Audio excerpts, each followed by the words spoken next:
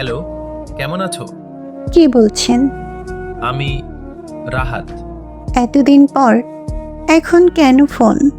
আজ আমার বিয়ে হয়েছে, তাই তোমার কাছে একটা ক্ষমা চাইতে ফোন করলাম। বিয়ের খবরটা না বললেও চলতো।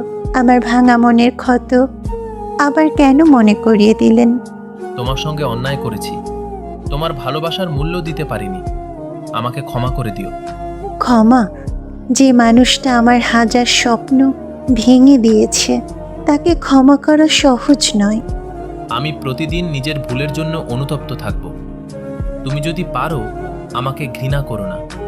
ঘৃণা করি না, কারণ যাকে একদিন প্রাণ দিয়ে ভালোবেসেছিলাম তাকে ঘৃণা করা শেখা হয়নি।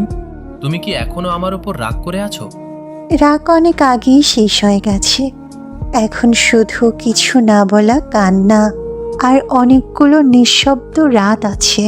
তোমার চমার চোখের জল মুছে দেওয়ার অধিকারও আমি হারিয়ে ফেলেছি। হ্যাঁ, সেই অধিকার তুমি নিজের হাত দিয়ে হারিয়ে ফেলেছ। আজ অন্য কারো হাত ধরেছ আর আমার হাতটা মাঝপথে ছেড়ে দিয়েছ। আমি চাই তুমি সুখে থাকো। আমিও চাই তোমার সংসার ভালো থাকুক।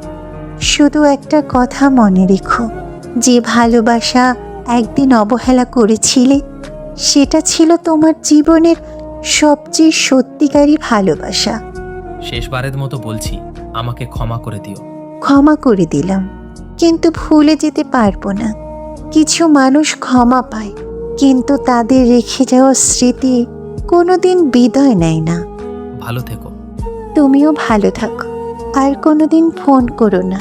কিছু গল্পের শেষটা নীরবতায় সবচেয়ে সুন্দর।